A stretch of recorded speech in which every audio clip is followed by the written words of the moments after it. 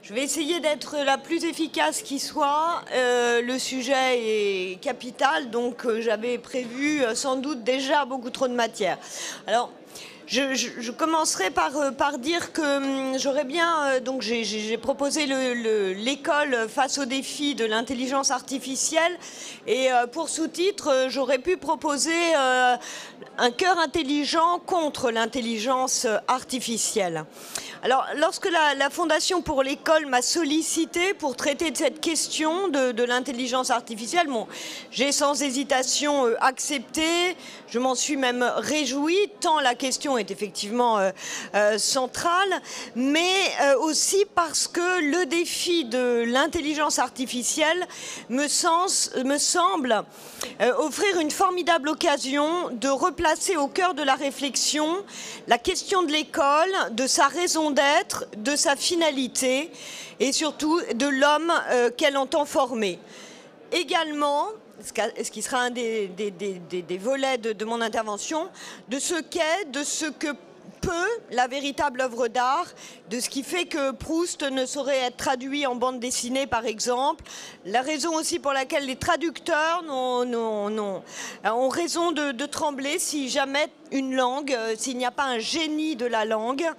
Et donc, nous sommes appelés à nous interroger sur l'essence même des œuvres que nous transmettons, mais vous verrez, je ferai également allusion, sans doute y a-t-il parmi vous des professeurs de sciences, à la question des sciences. Donc le premier volet de mon exposé sera les facultés propres à l'homme, et le second, ce que sont les œuvres et ce qu'elles peuvent, et le fait que quand nous disons c'est beau, nous disons c'est vrai, et donc le réel est la pierre de touche. Alors la concurrence, la rivalité avec ce que l'on appelle des agents conversationnels, vous verrez, je m'arrêterai aussi sur cette expression, me semble donc avoir quelque chose d'extrêmement stimulant.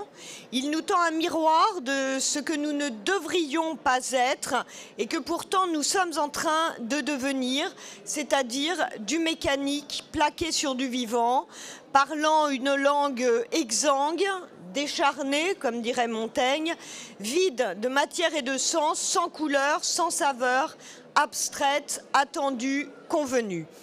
Car là est le domaine conquis par l'application donc ChatGPT, celui de la langue, et plus largement celui du logos, où langue et raisonnement sont inextricablement mêlés. Mais justement, est-ce que c'est véritablement le logos en son sens originel qui a été conquis? Alors si l'avènement de ChatGPT nous rendait extrêmement vigilants quant à la part d'automatisme qu'il y a en nous, dans nos discours, dans nos œuvres, eh bien on pourrait presque dire que c'est une bonne nouvelle, parce qu'il y a belle lurette, bien avant l'avènement de cette application, que nous aurions dû nous en inquiéter. Et je l'ai déjà écrit dans d'autres ouvrages, mais et précédemment, bien avant justement. Mais je regrette beaucoup qu'au fronton de nos écoles figure la trinité, le triptyque liberté, égalité, fraternité. Il me semble qu'il eût été plus inspiré de placer la phrase d'Erasme: on ne naît pas homme, on le devient, c'est-à-dire qu'il s'agit bien de former l'homme en son humanité. Alors mon ambition est évidemment de vous armer contre tous ceux qui prétendent qu'il faut faire entrer l'intelligence artificielle à l'école pour en demeurer les maîtres, pour ne pas en devenir les esclaves, voire pour n'être pas conduits à conclure à l'obsolescence de l'homme. Alors ceux qui tiennent ce genre de discours, eh bien, comme le disait déjà Paul Virilio au sujet de toutes les nouvelles technologies, ceux-ci sont certainement très utiles à la publicité des nouveaux produits, à la politique de ces nouvelles technologies. Et en revanche, ils ne le sont pas, ils le sont nullement, à la politique de ces nouvelles technologies. La menace de voir l'homme frappé d'obsolescence n'est pas absolument son fondement, mais ce n'est certainement pas en adaptant notre jeunesse à ChatGPT, en prétendant lui apprendre à l'utiliser que nous parerons à la menace, mais bien en formant des hommes. Et l'homme est âme et corps joints. Il est ancré dans un sol, dans une expérience, et c'est cela qui est absolument décisif. Donc à la fois de nourrir, nous allons le voir, le vocabulaire de son intelligence et celui de sa sensibilité. Je vous cite une phrase de Bergson, c'est l'ignorance même des choses, et donc ignorance de la machine qui ne connaît rien d'autre que des mots, des concepts, des chiffres.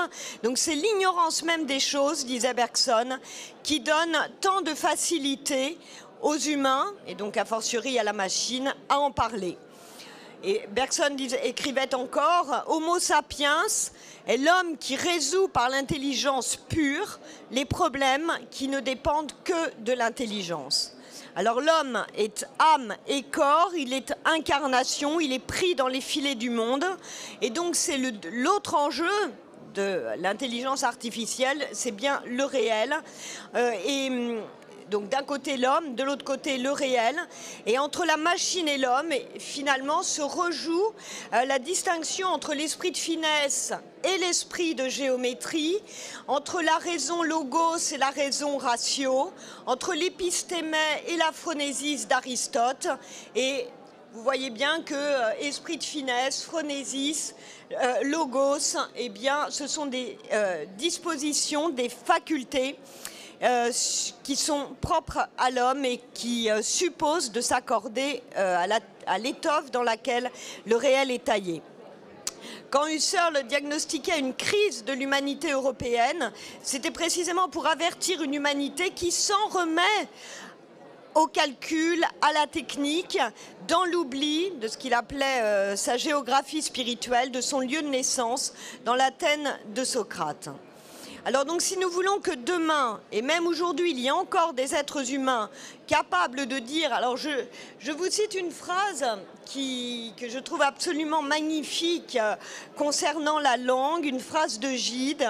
On voudrait bien, écrivait Gide, en mourant, ne pas laisser derrière soi une langue par trop délabrée. Alors notre mission est capitale parce que la machine peut toujours annoncer cette phrase, elle ne comprendra pas ce qu'elle dit. En revanche, nous sommes installés dans une responsabilité à l'endroit de la langue et donc ce vœu, nous avons à le former et justement à nous interroger sur la possibilité ou le critère, pardon, d'évaluation du délabrement de la langue. Et je prendrai un exemple, la langue inclusive ou la féminisation des titres.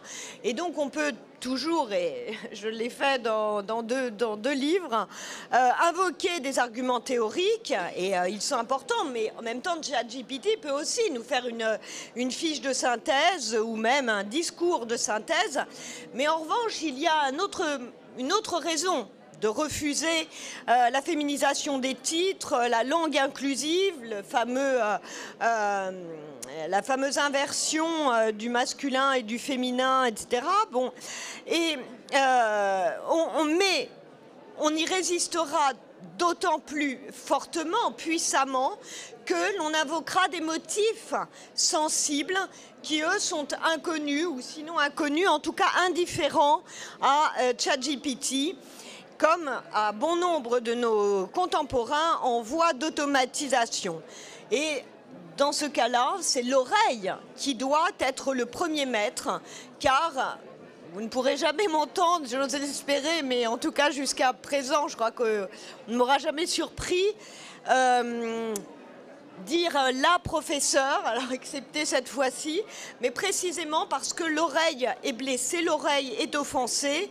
La raison en est, pour ainsi dire, épidermique, ce dont est bien privée notre machine. Et je vous citerai alors, pour moi, un mot de Boileau qui doit vraiment être notre guide. Le verre le mieux rempli, la plus noble pensée, ne peut plaire à l'esprit quand l'oreille est blessée. Or, l'oreille est éminemment blessée par tout ce bégaiement inclusif. L'ouïe est justement une arme sacrée, et nous devons éduquer l'oreille de nos élèves si nous voulons qu'ils ne se convertissent pas et résistent à cet esprit du temps. Par exemple, la grandeur de Descartes, c'est assurément la puissance de son raisonnement, mais c'est la beauté de sa langue, et à laquelle nous devons rendre sensibles, attentifs nos élèves, comme attentifs à toute cette langue du XVIIe siècle. Donc il est essentiel de ne pas se laisser intimider par les promoteurs des nouvelles technologies.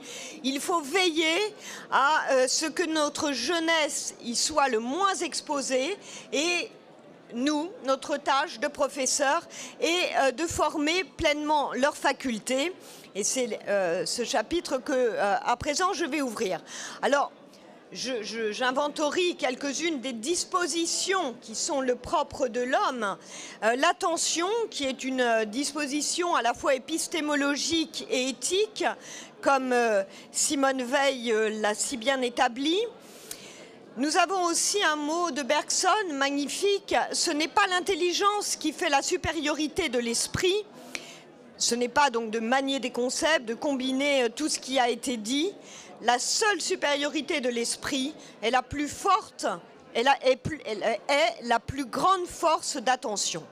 L'attention, mais l'imagination, au sens kantien repris par Hannah Arendt du terme, c'est-à-dire l'art de se déplacer en esprit, de se quitter.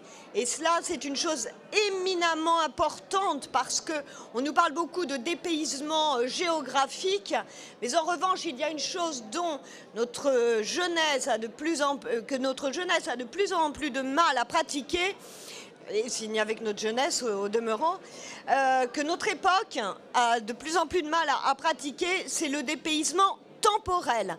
La vertu du passé est précisément de ne pas être actuel. Donc tous les travaux d'actualisation ou de démonstration combien Molière, Racine, Corneille sont actuels sont des privations d'instruments de réflexion, d'interrogation, et comme j'aime à dire, mais là ChatGPT pourrait me caricaturer parce que j'abuse de la formule, mais elle me semble importante. La vertu du passé, c'est d'être l'instance critique par excellence du présent, d'inquiéter les évidences dans lesquelles nous baignons.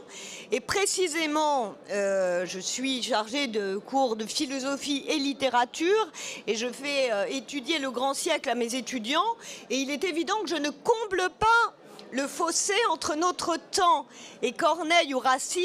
Au contraire, je le creuse, parce que si j'aspire à leur transmettre Corneille, c'est précisément pour peut-être s'extraire d'une temporalité, de modalité de vie et de pensée démocratique, et de retrouver quelque chose de l'aristocratie du XVIIe siècle.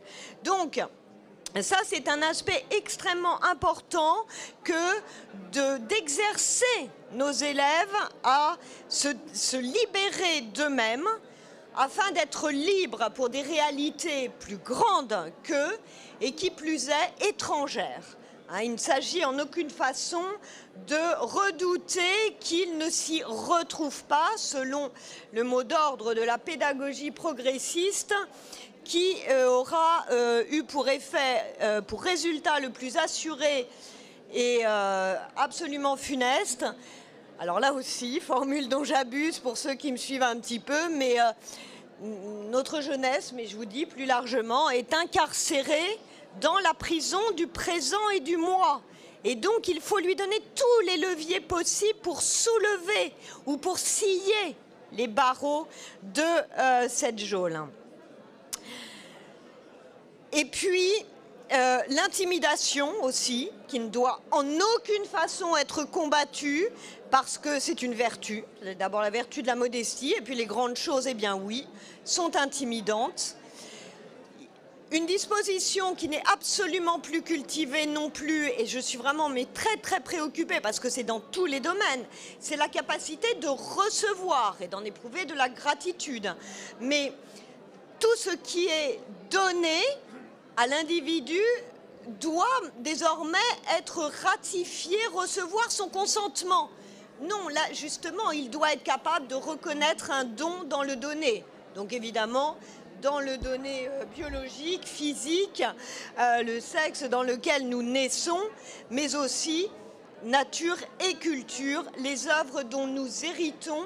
Et donc, j'ai souvent eu, alors quand j'enseignais plus en terminale, mais eu à rappeler mes étudiants à se mettre dans cette disposition à recevoir, à se mettre totalement entre parenthèses.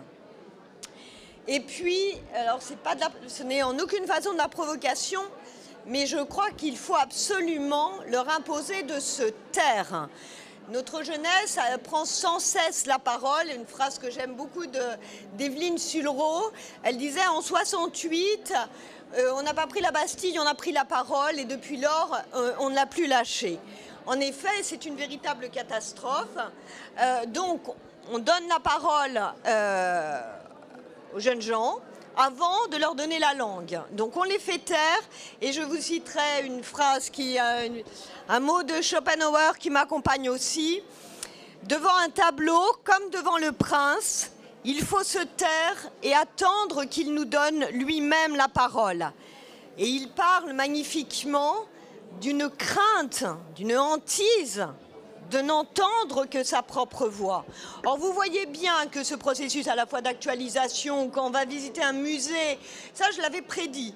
Quand les jeunes gens ont commencé à attaquer les œuvres d'art, les prétendues consciences écologistes, j'avais fait une tribune dans le Figaro où j'avais dit « mais demain, les musées les inviteront à dialoguer » autour des œuvres. C'est exactement ce qui vient de se produire à Orsay.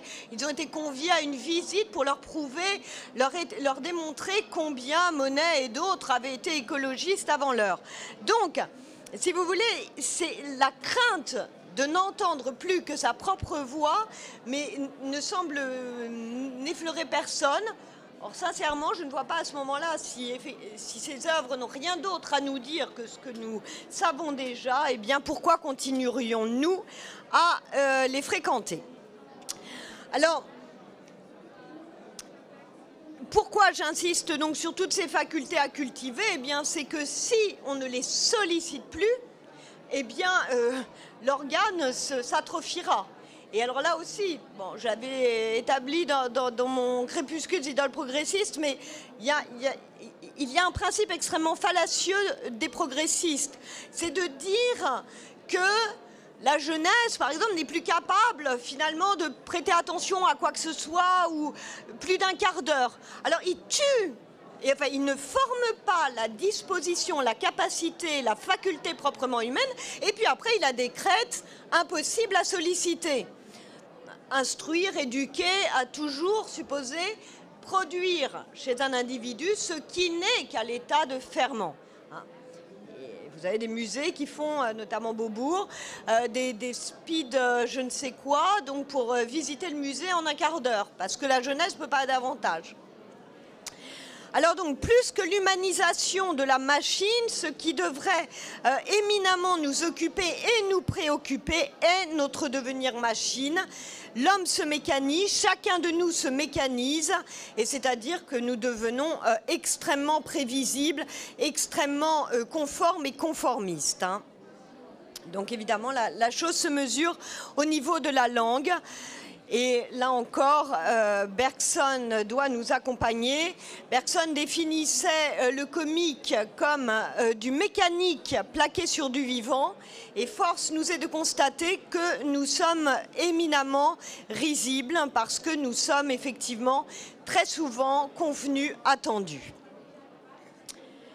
Hannah Arendt, pour sa part, disait « Ce qu'il y a de fâcheux avec les théories modernes du comportement, ce n'est pas qu'elles soient fausses, c'est qu'elles peuvent devenir vraies. » Et effectivement, l'être humain peut devenir semblable à ChatGPT, s'y réduire.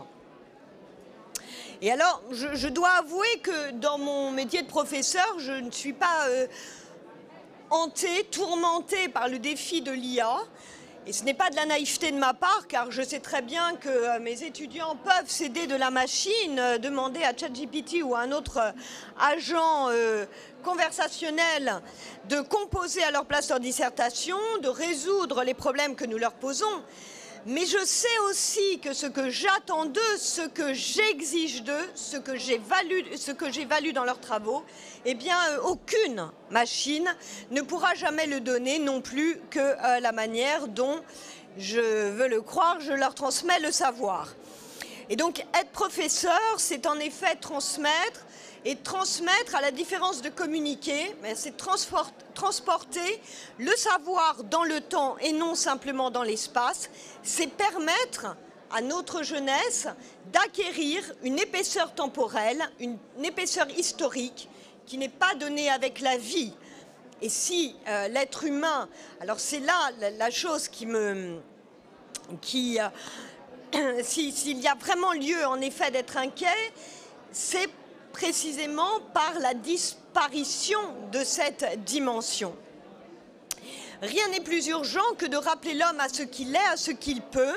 Et je vous cite encore un autre auteur, Montesquieu, et là aussi c'est une phrase sous laquelle je crois je peux installer tous mes écrits et tout mon travail et peut-être le combat que je mènerai jusqu'à mon dernier souffle.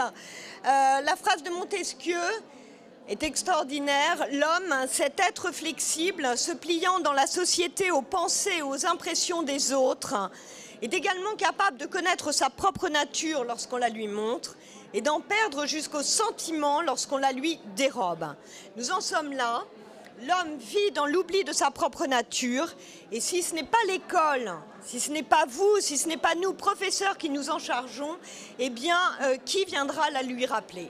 Or, quelle est-elle, cette nature humaine? C'est que, avec les mots, je le dirais avec les mots de Montaigne, nous sommes nés à quêter la vérité.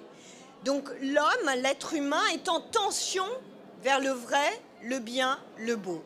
Nous avons vraiment, mais nous sommes à un moment décisif, c'est-à-dire qu'on a en lice deux idées de l'homme. Soit on a un être aplani sur le présent, soit on a un être qui est tendu vers quelque chose dont il n'est pas l'auteur. Mais être homme, je crois que c'est vivre avec l'idée du bien, du vrai, du beau, et passer sa vie à être en tension vers, en sachant que c'est un rapport asymptomatique. Nous ne les toucherons jamais. Et cela, si vous voulez, j'ai renoué avec l'enseignement il y a 2 ans. Je m'étais interrompue exclusivement pour écrire. Et c'est une obsession chez moi. Je me souvenais plus. En plus, les derniers étudiants que j'avais n'étaient pas aussi... j'avais peut-être pas un rapport si personnel avec eux. Si vous voulez, Corneille et Racine ou Bossuet, puisqu'à mon programme, il y a également Pascal Bossuet. Leur avenir, leur destin est suspendu à l'existence d'êtres humains qui non seulement, évidemment, auront le goût de la langue, mais surtout auront la passion du vrai, la passion de comprendre. Et si nous avons demain des êtres humains qui ne vivent plus de cela, qui ne sont plus assoiffés de compréhension, eh bien, je ne donne pas un long avenir à nos grands auteurs. Et pareillement pour la peinture. Hein. Je donne aussi une formation en histoire de l'art, mais si vous voulez, c'est la même chose pour Nicolas Poussin, pour Delacroix, pour toutes les grandes œuvres de notre héritage. Nous avons absolument besoin que ce soit cette passion-là qui conduise les êtres auprès des grandes œuvres et qui fasse que nous, alors professeurs, en revanche, nous avons la démonstration à leur faire qu'un classique, c'est précisément celui dont on peut être assuré que la promesse est tenue. C'est-à-dire que de toute façon, vous ne sortirez pas de la lecture de Baudelaire, de tout grand auteur, sans avoir des nourritures spirituelles des nourritures qui vont vous constituer. Ça va être la suite de mon propos. Ah oui, je voulais aussi attirer votre attention sur une chose. Observez quand vous lisez les grands portraitistes des siècles passés. Alors bon, je lis beaucoup en ce moment parce que, hélas, à cause de Proust, nous l'avons condamné, mais je ne peux que vous recommander très vivement la lecture de Sainte-Beuve, ces portraits de femmes qui sont publiés en folio, mais aussi sur tous les grands écrivains. Ce sont des trésors de pensée, d'intelligence, de pénétration, de sagacité, mais lisez les Tocqueville, lisez Chateaubriand, et dans les portraits qu'ils ont le génie de peindre, faites la liste des qualités qui font que l'être qu'ils peignent est distingué. C'est la souplesse d'esprit. C'est Valéry disant de Montesquieu que, assurément, il écrivait pour des êtres qui ont un esprit plus délié que le nôtre. Un bel esprit, un très bel esprit, une imagination souple et grande. Bon, vous avez, mais vraiment, je crois que désormais je vais m'atteler à cela, mais relevez tout ce qui est distingué, et là vous verrez bien que ChatGPT ne pourra jamais rivaliser, mais en revanche que ce sont des qualités que nous avons à former. Il faut bien se dire que si les êtres du passé en ont été capables, c'est bien que c'est de l'humaine nature. Et donc, ça demeure impossible humain. Et alors, je vous avais dit que je m'arrêterais sur cette expression d'agent conversationnel. Mais justement, l'expression, permettez-moi d'émettre toutes les réserves possibles quant à une telle expression. C'est un excès d'honneur fait au robot. Il ne faut plus rien savoir de ce qu'est la conversation qui faisait la noblesse de la France, la conversation qui nous distinguait d'entre tous les pays pour qualifier de conversation l'échange que nous pouvons avoir avec le robot. Et je ne peux, hélas, développer ce point, mais je vous renvoie aux écrits de Marc Fumaroli dans les 3 institutions nationales, son chapitre sur la conversation, et puis aussi au magnifique livre de Benedetta Craveri, L'âge de la conversation. Alors évidemment que si l'homme n'est que matière, si il n'est que faculté de connaissance, que raisonnement causal, que esprit déductif, si la connaissance, si la condition humaine n'est qu'un problème technique, eh bien, ou une équation mathématique qui appelle leur solution, si nul, c'est un mot de Sioran très beau, si nul n'est investi de mystère, de ce mystère essentiel qui nous relie à l'absolu et qui fait de nous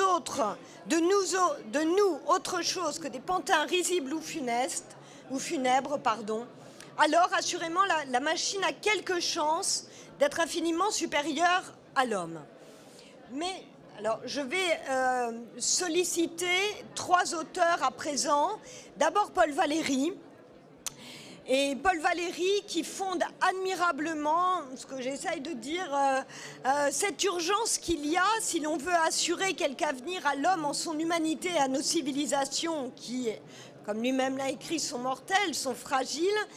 Donc, si l'on veut préserver, il nous faut préserver le besoin impérieux, la nécessité des grandes œuvres. Alors, je vous cite Paul Valéry dans La liberté de l'esprit. De quoi est composée une culture ou une civilisation ? Demande Valéry. Il est d'abord constitué par des choses, des objets matériels, livres, tableaux, instruments. Mais ce matériau ne suffit pas. Pour être un capital, pour être une richesse, il faut des hommes qui en ont besoin et qui savent s'en servir. Alors des hommes qui en ont besoin, qu'est-ce que cela signifie ? Eh bien, je poursuis avec Paul Valéry, c'est-à-dire des hommes qui aient soif de connaissance et de puissance de transformation intérieure. Et Valéry met transformation intérieure au pluriel, soif de développement de leur sensibilité. Donc là, on rejoint ce que j'appelais le vocabulaire de l'intelligence et de la sensibilité qui sont à former, à nourrir, enrichir et qui savent s'en servir, donc c'est-à-dire qui ont les dispositions requises pour recevoir ces grandes œuvres. Il faut leur faire contracter des habitudes, une discipline intellectuelle, dit Valéry. Et dans cet essai qu'il faut absolument que vous lisiez, il montre bien que la vie moderne, sa cadence, son rythme est contraire à la formation et aussi au développement, au développement de ces dispositions. Et c'est pourquoi l'école ne doit surtout pas laisser entrer la vie dans ces murs, contrairement à ce qu'on dit. Ça doit être une citadelle absolument imprenable. Donc l'objectif de l'école n'est pas seulement de transmettre des connaissances, mais de former des êtres qui ont besoin des grandes œuvres, qui en sont assoiffés, je l'ai dit. Et à cet égard, il y a une validité exemplaire du professeur, puisque ce besoin des œuvres, ce besoin d'une langue chatoyante, c'est le professeur lui-même qui doit montrer comment lui en est nourri et comment il a ce goût justement et ce besoin des grandes œuvres. Mais pareillement dans les sciences, il s'agit bien de montrer comment il y a une jouissance aussi de résoudre une équation, comment il y a tout un élément sensible de la chose et de l'apprentissage. Et après Valéry, je convoquerai Montaigne. Et là, ce sont aussi des distinctions capitales pour moi. Montaigne qui distingue entre ornement et fondement. Un savoir qui est simple ornement, un autre qui est fondement. C'est un point très important parce que Montaigne, en général, que fait-on? Eh bien, on va solliciter la distinction entre tête bien faite, tête bien pleine. Il est évident que ce n'est pas une opposition. À quoi bon une tête bien faite si elle est vide? Donc, il faut d'abord une tête bien pleine et en même temps une tête bien faite. Alors, transmettre, donc, comme je l'ai dit, c'est transporter dans le temps un savoir, une œuvre. Et donc, ce qui fait l'homme, c'est l'épaisseur historique. Et cette épaisseur, elle va se constituer. Alors, j'utiliserai bien l'image de la sédimentation, mais Bergson me dirait que c'est trop spatial encore. Mais cela étant, il y a cette idée où il faut que ça s'incorpore à notre propre matière, à notre propre être. Et Montaigne, dans le livre 1 des Essais, au chapitre 25 et 26, que je vous recommande, il a cette image extraordinaire. Il dit « Autant la plante, elle va s'asphyxier, elle s'étouffe de trop d'humeur, écrit-il, et les lampes de trop d'huile. Mais pour l'homme, il en va autrement. Notre âme s'élargit, d'autant plus qu'elle se remplit. » Et donc, l'apprentissage par cœur des œuvres, des grandes œuvres des siècles passés, doit redevenir central. J'oblige mes étudiants à apprendre par cœur, mais des tirades entières de Corneille, de Racine. Il faut qu'ils vivent avec cette langue. Et c'est pour ça que je vous disais, je ne sens aucune rivalité, parce que quand je corrige leur copie, je vois s'ils écrivent une langue automatique, celle du temps, de par le vocabulaire, de par la syntaxe, tout est tellement froid, il n'y a rien, il n'y a pas d'écho. Voilà. Il y a une phrase que je n'arrive pas à retrouver, mais que j'avais lue il y a très longtemps chez Karen Blixen, mais elle disait que le bonheur d'une vie, c'est les échos, les résonances qu'on peut établir. Mais oui, un mot où tout de suite vous avez un verbe qui va accompagner. Hannah Arendt a cette très belle expression, elle disait que les poètes étaient ceux qui nous donnaient les mots dont nous vivons. Et c'est à entendre en son sens plein, c'est une énergie, une dynamique et un bonheur. Donc, retenez bien ce mot de Montaigne, notre âme s'élargit d'autant plus qu'elle se remplit quand la plante, elle, ou la lampe s'asphyxie ou s'étouffe. Et Montaigne distingue donc entre le savoir comme ornement et le savoir comme fondement. Il ne faut pas attacher le savoir à l'âme, il faut l'y incorporer. Livre 25 et 26, chapitre 25 et 26 du livre 1. Je vous lis aussi une phrase de Marc Fumaroli, qui est un de mes grands maîtres. C'est tellement beau. Au lycée, j'apprenais les fleurs du mal par cœur. Elles ont germé en moi pendant tout ce temps. Je crois qu'elles m'expliquent plus qu'aucune autre influence ou généalogie, sinon les évangiles que j'ai lus en grec à la même époque. Bon sang, que nous est-il arrivé pour... Ça fait 50 ans qu'on a abandonné ce projet pédagogique. 50 ans qu'on a des individus qui ne vivent plus avec toutes ces œuvres. Et je crois que l'heure a sonné. Alors si c'est la concurrence de ChatGPT qui doit provoquer le sursaut, c'est heureux. Mais nous devons absolument nous employer à cela, même pour chacun de nous, pas seulement pour nos élèves, mais pour chacun de nous refaire tout ce stockage, toute cette bibliothèque intérieure. Alors, d'ailleurs, je vous l'ai dit pour la conversation, mais tous les dés sont pipés avec ChatGPT, ou même le numérique en général, ou que sais-je. Mais on nous parle d'une faculté de la mémoire. Oui, c'est vraiment la mémoire au sens le plus matériel du terme. On ne parle pas de la même chose lorsqu'il s'agit de la mémoire humaine. La mémoire humaine, et Anna Arendt a de très belles pages concernant cela, la mémoire, c'est la dimension de la profondeur chez l'être humain. Je dois être trop longue? Non, non. J'ai aucune idée, je regarde pas. Alors, je vais peut-être... Ah voilà, oui, si, ça je... Dites-moi, vous avez l'heure quelque part? Oui, ça veut dire que j'ai encore... Bon, d'accord. Alors, comme je vous le disais, si être homme, ce n'est que puiser dans un stock de formules, de sentiments, de jugements tout faits, alors oui, l'intelligence artificielle pourra nous remplacer. Si écrire un roman, si la littérature s'apprend dans un atelier d'écriture, alors oui, les romanciers peuvent trembler.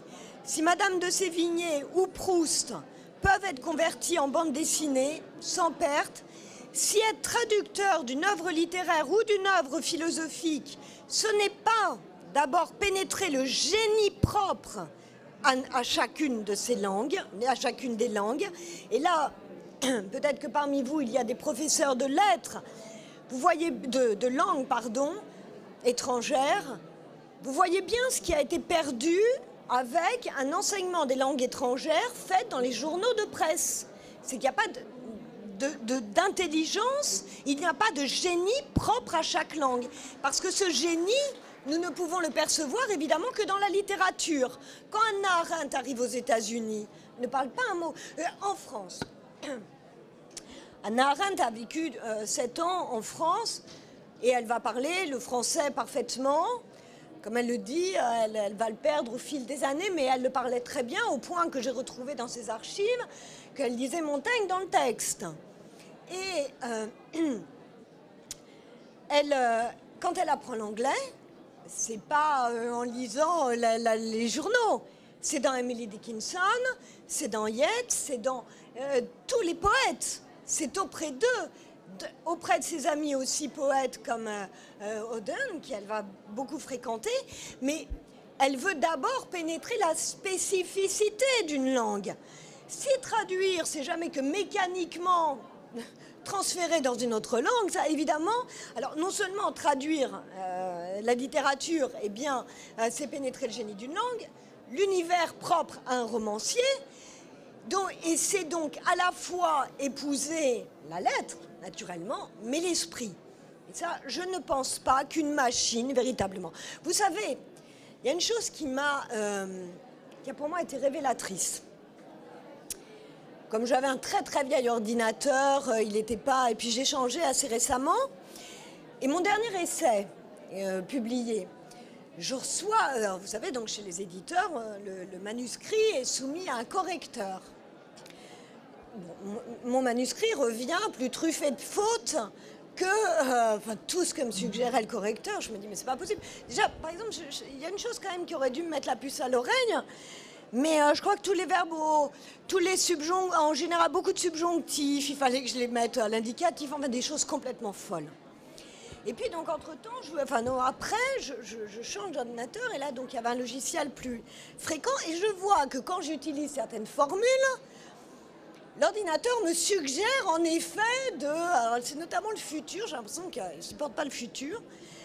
Et là, j'ai réalisé que les correcteurs déléguaient à la machine les suggestions et contre... Mais de toute façon, j'avais même, alors ce qui est extraordinaire, parce que bon, qui me corrige moi, pourquoi pas, mais ils arrivaient à corriger la Bruyère, la Rochefoucauld, enfin, et vraiment, j'étais effrayée. Donc si vous voulez, évidemment, les traducteurs pourront être remplacés si ils traduisent en plus là aussi, en alignant sur le présent, hein, on le voit bien. Vous avez vu comment on retraduit des textes, on aligne sur le présent, l'esprit du présent, les œuvres du passé. Donc effectivement, ChatGPT, à mon avis, ou je ne sais quoi, sera bien plus compétent qu'eux. Donc ça, c'est un point, je vous dis, nous sommes les gardiens de ce génie de la langue. Et je crois que vraiment, les professeurs de langues étrangères devraient en revenir au texte classique avec les difficultés que peut-être ça peut représenter, mais Dieu, quelle jubilation aussi, plutôt que de cette langue internationale, ce globish. Apprendre l'anglais dans la presse, c'est vraiment le plus mauvais... Le plus pauvre hommage que l'on puisse rendre à la langue anglaise et à ses possibilités propres. Alors, évidemment, la chose qui... Je vais sauter peut-être un petit peu. Oui, et également, alors voilà, il y a aussi une chose, le saut qui a été effectué par ChatGPT, c'est effectivement... Enfin, effectivement non, ce qu'on appelle la fonction narrative.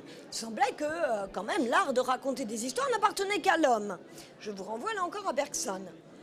Mais, sauf que, oui, ChatGPT peut peut-être nous raconter une histoire, mais à quoi reconnaît-on la grande œuvre ? À sa puissance de révélation. Donc au fait que, comme je vous le disais, quand on dit c'est beau, on dit c'est vrai. Et pourquoi Corneille, vous n'aurez jamais fini de le lire ? C'est pas simplement, même si c'est le don de raconter une histoire, mais c'est aussi parce que il découvre, il explore l'humaine nature et condition. Et ça, je peux vous assurer que je suis inquiète parce que là, de voir mes étudiants, en plus, bon, ils ont choisi la philosophie. Donc moi, je sais que si j'avais choisi la philosophie, c'était précisément parce que j'avais très tôt, à 16-17 ans, contracté cette passion de comprendre. Mais j'ai toujours eu besoin de la littérature et de la peinture. J'ai une formation aussi en histoire de l'art. Parce que j'aime à dire que la philosophie m'a appris l'art de poser des questions et de vivre dans l'inquiétude, le non-repos perpétuel. Mais les questions que, grâce à la philosophie, j'ai pu poser, toutes les questions que la philosophie m'a permis de découvrir, c'est avec les grands auteurs que je les travaille. Ma thèse portait précisément sur les raisons pour lesquelles quelqu'un comme Hannah Arendt a une telle présence, un tel besoin de la littérature, mais ça vaut pour tout le XXe siècle. Merleau-Ponty, Patočka, tous les grands philosophes ont compris que le phénomène humain ne pouvait pas être totalement exploré avec le concept, qu'il nous fallait la voie narrative. Et Marc Fumaroli a une très belle définition de l'œuvre de Corneille. Il dit que c'est une académie des sciences politiques et morales à lui tout seul. Et effectivement, toutes les questions que nous travaillons avec les pièces de Corneille, c'est exactement cela. Donc si vous voulez, il y a cette interaction et le moment où, mais même, bon, je leur ai fait également étudier des romans de Balzac, mais c'est un bonheur de tous les instants parce que, à tous les instants, ce qui fait que Balzac est immense, c'est qu'il vous réserve une infinité de... il a pénétré le phénomène humain dans des aspects qu'on avait totalement oubliés. On me signale que c'est la fin. Alors je vais arrêter. Je vais juste, j'espère que vous allez quand même avoir le temps des questions. Je me permets juste, et tant pis, je ne vous montrerai pas l'image, Mais Notre-Dame est de nouveau accessible et j'avais envie de vous conduire à la fin au très beau Christ qui est, donc on appelle le beau Christ au demeurant, qui est au trumeau du portail central, du portail du jugement dernier, qui est un Christ docteur avec le livre à la main. Et je voudrais, parce que je suis assez effarée, parce que là je vois les gens, des files d'attente et des files d'attente, ils se précipitent à l'intérieur et puis ils ne regardent plus cette Bible en image qu'est la façade de Notre-Dame. Et il faudrait aussi réinscrire Notre-Dame dans ce siècle, 12e, 13e siècle, qui a été une fête pour la raison, avec tous ces grands docteurs, toutes ces universités qui naissent à Paris, précisément. Et donc, ce que ne pourra jamais faire ChatGPT, c'est que la raison et la pensée soient une fête. Et donc, à nous de faire revivre tout cela et d'en donner le besoin à nos élèves et nos étudiants, et donc aux futurs êtres humains.